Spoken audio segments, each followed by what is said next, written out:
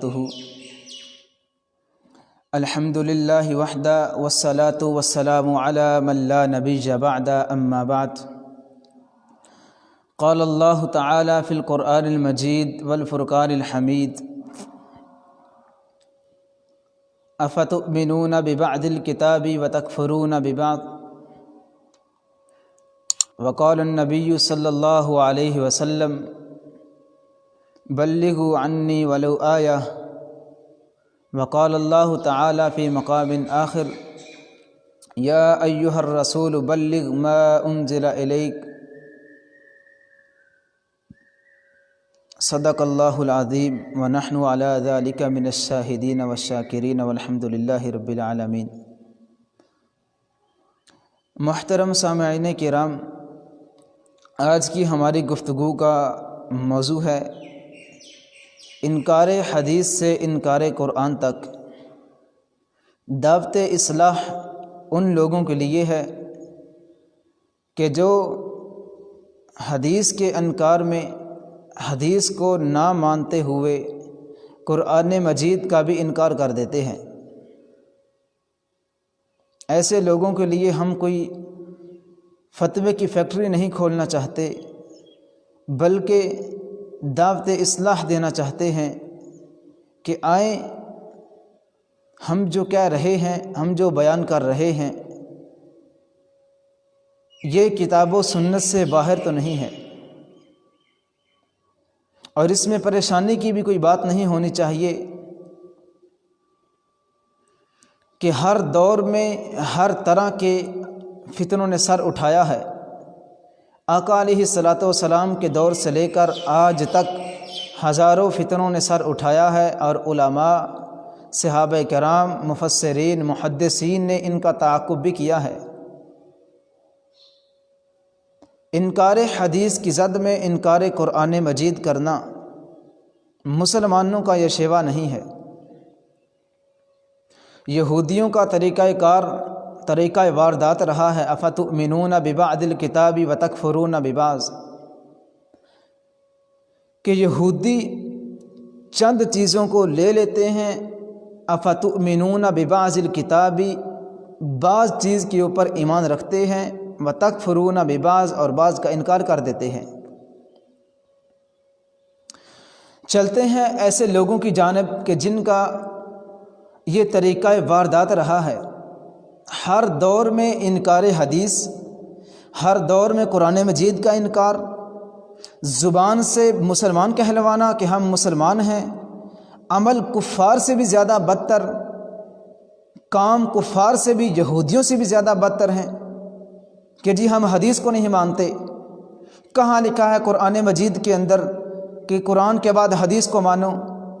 حدیث میں ایسی حدیث تلاش کر کے عوام کو، جاہل عوام کو، جو بیچارے پڑھے لکھے نہیں، ان کو پریشان کرنا کہ بھائی دیکھیں اس طرح کی بھی حدیثیں ہوتی ہیں، اس طرح کا بھی نبی ہوتا ہے کہ جو 10 سال کی بچی کے ساتھ شادی کرے۔ عقل کے گھوڑے دوڑا کر عوام کو پریشان الو بنانا، یہ آج کے ڈاکٹر مسعود عثمانی فرقہ عثمانیہ کے تعلق سے جو لوگ جڑے ہوئے ہیں، یہ ان کا وتیرہ بن چکا ہے۔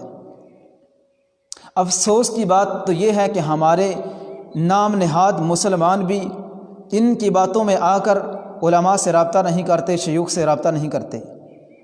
اب چلتے ہیں جو سب سے بڑا طعنہ دیا جاتا ہے حدیث کے ماننے والوں کو، کہ آقا علیہ الصلاۃ والسلام نے سیدہ عائشہ صدیقہ رضی اللہ تعالی عنہا سے 10 برس کی عمر میں شادی کی۔ عقل کے گھوڑے دوڑاؤ گے، عقل کو استعمال کرو گے تو بہت کچھ بگڑ جائے گا، بہت پیچھے چلے جاؤ گے۔ سیدہ عائشہ صدیقہ رضی اللہ تعالی عنہا کی شادی جس دور میں ہوئی ہے، اس دور میں جا کر دیکھیں کہ کیا 10 سال یا 11-12 سال کی بچی کی شادی ہونا معیوب سمجھا جاتا تھا یا نہیں سمجھا جاتا تھا؟ نہیں معیوب سمجھا جاتا تھا۔ عرب کے اندر اس دور میں 10 سال کی بچی کے ساتھ نکاح کرنا معیوب نہیں سمجھا جاتا تھا۔ یہ تو آج کی ہمارے میڈیا نے معیوب بنا دیا کہ 10-12 سال کی بچی کا نکاح کہیں ہو رہا ہو تو ہمارا میڈیا زمین کو آسمان کے اوپر لے جاتا ہے۔ اس کے بعد چلتے ہیں آقا علیہ الصلوۃ والسلام کی اور بھی شادیاں ہوئی ہیں، تو اس وقت اس دور میں اتنی بچی کی گھر کے اندر ضرورت تھی تو آقا علیہ الصلوۃ والسلام نے شادی کی۔ اور افسوس ہے اس حدیث کا سہارا لے کر عوام کو پریشان کرنا۔ دیکھو جی، یہ ایسی حدیث کو مانیں، ایسی حدیث کو ہم مانیں کہ جس کے اندر 10 سال کی بچی کے ساتھ ظلم و جبر کیا جاتا ہو۔ لعنت ہے ایسے آدمی کی سوچ کے اوپر کہ جو اس طرح کی سوچ رکھتا ہے، جو اس طرح کا رویہ رکھتا ہے۔ اس دور کو اس دور کے اوپر قیاس نہ کرو۔ اس دور کے اندر بہت کچھ ہوا کرتا تھا۔ عبداللہ بن جدعان کافر آدمی حاجیوں کی خدمت کرتا، حاجیوں کو ستو پلایا کرتا تھا، اور آج کون سے کفار حاجیوں کو کھانا کھلا رہے ہیں؟ آج کون سے کفار ایسا کام کر رہے ہیں؟ کچھ بھی نہیں کر رہے۔ اس دور کو آج کے دور میں کبھی قیاس نہ کرو۔ اس کے بعد جی سب سے بڑا طعنہ دیا جاتا ہے، میں وہ چیزیں ہائی لائٹ کر رہا ہوں کہ جو ہماری عوام کو، جاہل عوام کو، جو بیچارے پڑھے لکھے نہیں ہیں، ان کو ورغلا کر اپنی باتیں سنانا، اپنے پاس رکھنا کہ بھائی یہ دیکھو یہ بھی ہو گیا ہے، یہ دیکھو یہ بھی ہو گیا ہے۔ میں یہ چیزیں ہائی لائٹ کر رہا ہوں تاکہ وہ میرے بھائی کہ جو اس طرح کی باتوں میں آ کر پریشان ہو جاتے ہیں کہ بھائی صحیح حدیث کا انکار کر جاتے ہیں، یہ ان کے لیے میرا لمحہ فکریہ ہے۔ کہتے ہیں جی بتاؤ قرآن کے بعد حدیث کو مانو، ایسا کہاں لکھا ہوا ہے؟ یہ غالباً میں عرصہ 2 سال سے یہی بات سن رہا ہوں انکار حدیث کی جانب سے۔ کل ہماری واٹس ایپ گروپ کے اندر یہ بات چل رہی تھی، میرے دیگر ساتھی بھی موجود تھے، ہمارے کلاس فیلو بھی موجود تھے، مختلف شیوخ بھی وہاں موجود تھے۔ یہ بات چل رہی تھی کہ قرآن کے بعد حدیث کو مانو، یہ کہاں لکھا ہوا ہے؟ قرآن کو مانو، یہ کہاں لکھا ہوا ہے؟ قرآن کے بعد حدیث کو مانو، اس کی سند پوچھتے ہیں کہ بھائی سند لے کر آؤ، قرآن حدیث کی سند لے کر آؤ۔ ہمیں کیا گارنٹی کہ ابن عباس نے کیا کہہ دیا؟ ہمیں کیا گارنٹی کہ فلاں نے کیا کہہ دیا؟ ہمیں کیا گارنٹی کہ اس نے کیا کہہ دیا؟ یعنی کہ یہ عوام کو پریشان کرنے والی، عوام کو الو بنانے والی باتیں ہیں۔ اب جو ان کے پاس قرآن مجید ہے، مثال کے طور پر ہمارے مرکز میں ادھر پڑے ہوئے ہیں قرآن مجید، دارالسلام کے پڑے ہوئے ہیں، دارالسلام کے، دارالاندلس کے قرآن مجید چھپے ہوئے پڑے ہیں۔ یہ کون گارنٹی سے کہہ سکتا ہے آج کا انکار حدیث کہ یہ وہی قرآن مجید ہے جو آسمان سے نازل ہوا ہے؟ کوئی کہہ سکتا ہے؟ حدیث کے بارے میں کہتے ہو کہ تم گارنٹی سے کہو کہ یہ وہی حدیث ہے کہ جو نبی علیہ الصلوۃ والسلام نے بیان فرمائی۔ میں قسم اٹھا کر بھی کہہ سکتا ہوں، قرآن مجید کو سر کے اوپر رکھ کر بھی کہہ سکتا ہوں کہ جو آج کی حدیثیں صحیح حدیث مبارکہ ہیں، یہ وہی حدیث مبارکہ ہیں جو آقا علیہ الصلوۃ والسلام کی زبان اقدس سے نکلی ہوئی تھی۔ آج کا قرآن مجید یہ تو دارالاندلس نے شائع کیا ہے نا، دارالسلام نے شائع کیا ہے، یہ تو منزل من اللہ ہے، تو آپ دلیل لے کر آؤ۔ ہم کہتے ہیں جس طرح قرآن مجید کے حجت ہونے پر، قرآن مجید کی دلیل کے حجت بطور حجت ہونے پر اجماع ہے، اس کی سند موجود ہے بعین ہی، اسی طرح حدیث مبارکہ کی سند موجود ہے، اس میں دو ٹوک بات نہیں ہے۔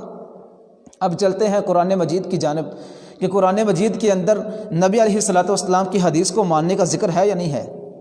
سب سے پہلی بات سورہ نجم، اللہ وحدہ لا شریک فرماتے ہیں اعوذ باللہ من الشیطان الرجیم وما ينطق عن الهوى ان هو الا وحی یوحى، وما ينطق عن الهوى ان هو الا وحی یوحى، کہ وہ نبی بغیر وحی کے بولتے ہی نہیں ہیں، وہ کلام کرتے ہی نہیں ہیں۔ کب کلام کرتے ہیں؟ ان ہوا الا وحی یوحى، ان کے اوپر ہر بات وحی کی جانب سے، اللہ کی جانب سے نازل کی جاتی ہے۔ اب اس میں کچھ شک رہ گیا ہے کہ آقا علیہ الصلوۃ والسلام کی حدیث کو نہ مانو؟ اور اللہ کے بندو، وہی قرآن مجید جبریل لے کر نبی علیہ الصلوۃ والسلام پہ آئیں تو تم ماننے کے لیے تیار ہو؟ وہی حدیث، وہی باتیں جبریل لے کر آقا علیہ الصلوۃ والسلام کی زبان سے کہلوائیں، اس کا انکار کرتے ہو؟ کہاں کا انصاف ہے؟ اس کے بعد ذرا چلیں، ڈاکٹر مسعود عثمانی، فرقہ عثمانیہ کا جو آج کا لیڈر ہے، اس کی بات کو، اس کے ترجمے کو تو تم مانتے ہو، لیکن افسوس کہ نبی علیہ الصلوۃ والسلام کی حدیث کا انکار کرتے ہو، نبی علیہ الصلوۃ والسلام کی حدیث کا انکار کرتے ہو، ایک امتی کے کیے ہوئے ترجمے کو مان رہے ہو، امتی کی کی ہوئی تفسیر کو مان رہے ہو، امتی کی کیے ہوئے مفہوم کو لے رہے ہو، لیکن اللہ کے نبی علیہ الصلوۃ والسلام کی بات کا انکار کرتے ہو۔ تمہیں مسلمان کہتے ہوئے مجھے شرم آ رہی ہے۔ اتنا بڑا دھوکہ مسلمانوں کے ساتھ، اتنا بڑا دھوکہ اہل ایمان کے ساتھ۔ رات مجھے کہنے لگے ایک دو ساتھی کہ بھائی سورہ فاتحہ کا ترجمہ کرو۔ میں نے کہا بھائی میں ترجمہ کیوں کروں؟ آپ کے نزدیک ترجمہ حجت کہاں سے آ گیا؟ اللہ کی جانب سے دی ہوئی حدیث آپ کے لیے حجت نہیں، اور مولوی کا کیا ہوا 2% مولوی ڈاکٹر عثمان مسعودی کا کیا ہوا 2% ترجمہ تمہارے لیے حجت ہے؟ ڈاکٹر مسعود عثمانی کا لٹریچر مقالات تمہارے لیے حجت بن گئے؟ تمہیں شرم نہیں آتی؟ میں پہلے بھی کہہ چکا ہوں، انکار حدیث کی زد میں آ کر انکار قرآن کرنا یہودیوں کا بھی طریقہ رہا ہے، اور آج کے نام نہاد ایسے مسلمان کہ جنہیں مسلمان کہتے ہوئے ہمیں شرم آ رہی ہے، ان کا بھی وتیرہ رہا ہے۔ آگے چلتے ہیں قرآن مجید فرقان حمید کے اندر، سورہ محمد کے اندر اللہ وحدہ لا شریک فرماتے ہیں، یا ایھا الذین آمنوا اطیعوا اللہ واطیعوا الرسول ولا تبطلوا اعمالکم، اے لوگو اللہ اور اس کے رسول کی اطاعت کرو، اپنے اعمال کو ضائع نہ کرو۔ اب کیا معنی ہے اللہ کے رسول علیہ الصلوۃ والسلام کی اطاعت کا؟ اطاعت کا تقاضا کیا ہوتا ہے میرے بھائی؟ باپ کہے بیٹا پانی لا کر دو، بیٹا کہے جی اطاعت کرتا ہوں، پانی نہیں لا کر دینا، بات نہیں مانتی، بات نہیں ماننی، اطاعت کرتا ہوں، ایسے بیٹے کے منہ کے اوپر بھی تھپڑ پڑتے ہیں، اور ایسے باپ کی بھی بے عزتی ہوتی ہے کہ بیٹا زبان سے کچھ اور کہہ رہا ہے، دل سے کچھ اور کہہ رہا ہے۔ ایک طرف قرآن مجید کو مانتے ہو حجت، دوسری طرف اطاعت رسول نبی علیہ الصلوۃ والسلام کی اطاعت کا انکار کرتے ہو۔ تمہیں حیا نہیں آتی؟ تمہیں مسلمان کہتے ہوئے ہماری زبان لرز جاتی ہے۔ آگے چلتے ہیں، قرآن مجید سے پوچھتے ہیں۔ میں دلائل اس وجہ سے قرآن مجید سے لے کر آیا ہوں تاکہ آپ کے نزدیک حجت ہے قرآن مجید۔ تو ہم قرآن مجید سے یہ ثابت کر رہے ہیں کہ اللہ کے نبی علیہ الصلوۃ والسلام کی حدیث کو نہ مانو گے تو دنیا کے اندر تباہ برباد ہو جاؤ گے، دنیا کے اندر تمہارا کچھ بھی نہیں بچے گا۔ آگے چلتے ہیں، قرآن مجید کو سنتے ہیں، قرآن مجید سے دیکھتے ہیں۔ اللہ وحدہ لا شریک فرماتے ہیں، وما آتاکم الرسول فخذوہ وما نہاکم عنہ فانتہوا، اے کائنات کے لوگوں، جو اللہ کے رسول علیہ الصلوۃ والسلام تمہیں دے دیں وہ لے لو، جو اللہ کے نبی علیہ الصلوۃ والسلام جس چیز سے منع کر دیں اس سے رہ جاؤ، اور مجھے بتاؤ کہ اللہ کے نبی علیہ الصلوۃ والسلام کی حدیث کو نہیں ماننا تو پھر ماننا کس چیز کو ہے؟ وما آتاکم الرسول سے مراد کیا ہے؟ مجھے بتاؤ تو صحیح۔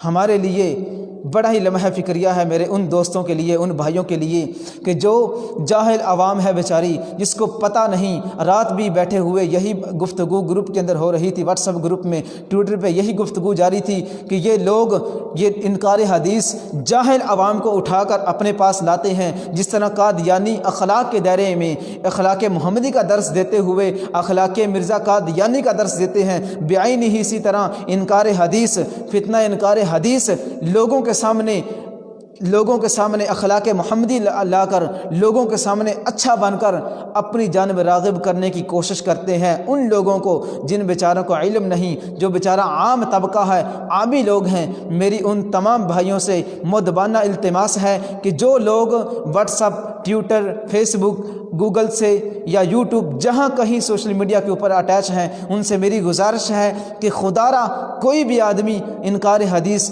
آپ کو ایسی بات کرنے کے اوپر لائے تو اس کی بات کا 100% انکار کریں، کیونکہ فقط وہ آپ کو اخلاق اس وجہ سے دکھا رہا ہے، آپ کو اپنا پیار محبت اس وجہ سے دے رہا ہے، جس طرح جرمنی میں بیٹھے ہوئے قادیانی آج مسلمانوں کو یہ کہہ رہے ہیں، مسلمانوں کو نیشنل ٹی وی وہاں جا کر دے رہے ہیں، مسلمانوں کو روپیہ پیسہ بھی دے رہے ہیں، شادیاں بھی کروا رہے ہیں، بعین ہی اسی طرح یہ انکار حدیث مسلمانوں کے ساتھ ایسا رویہ اختیار کیے ہوئے ہیں کہ مسلمانوں کو مال و دولت بھی دے رہے ہیں، عام لوگوں کو گمراہ کرنے کے لیے، عام لوگوں کو پریشان کرنے کے لیے بہت ہیلے بہانے کیے جا رہے ہیں۔ میرے بھائیوں، اللہ وحدہ لا شریک سے دعا ہے کہ مالک کائنات ہمیں، ہر میرے مسلمان بھائی کو، ہر میرے مسلمان ساتھی کو فتنہ انکار حدیث کا تعاقب کرنے کی توفیق نصیب فرمائے، اور اس فتنہ سے ہم سب کو محفوظ رکھے، اور ہمارے وہ ایسے لوگ جو بیچارے پڑھے لکھے نہیں ہیں ان سے دوبارہ پھر میں بڑے ہی مؤدبانہ انداز سے اپیل کرتا ہوں کہ اللہ وحدہ لا شریک کا واسطہ دے کر کہتا ہوں کہ ان کی باتوں میں کبھی نہ آئیں، اگر یہ آپ کو کہیں مل جائیں تو ان سے جان چھڑا کر کہیں اور چلے جائیں، مستند علماء سے رابطہ کریں، علماء سے جڑے رہیے۔ اللہ وحدہ لا شریک جو کہا گیا ہے، جو سنا گیا ہے، عمل کرنے کی توفیق نصیب فرمائے اور ہمیں اس برے فتنے سے محفوظ رکھے۔ وآخر دعوایا ان الحمد للہ رب